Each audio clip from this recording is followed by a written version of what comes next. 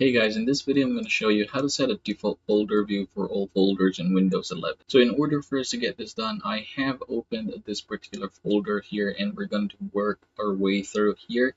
Now, as of the moment, you have here name, date, type, and size. That's how it is as of the moment, but we can definitely work our way in order to make these changes. So to do that, I'm going to head over and say, for example, add another column. I can do that by clicking this one right here. And let's say, for example, we're going to go ahead and put date created here. Now, for the date created, I want to put it here. So it's going to be based on the dates where these were downloaded, installed, created, etc.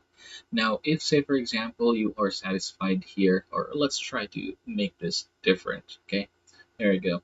Now, if you're satisfied there, head over here, options, and then what you're going to do is head over to view and apply to folders. Now it's going to prompt you to apply this to all folders. Now let's go ahead and click yes and hit OK.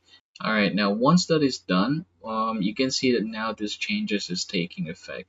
Now, if say for example you want to restore this, you can head back by clicking this three dots here and opening the options, and then going back there, and we're gonna click the reset folders here. Click OK, and you should be able to see that now it's back to how it was. And yep, congratulations everybody. That is how you're going to set a default folder view for all folders in Windows 11.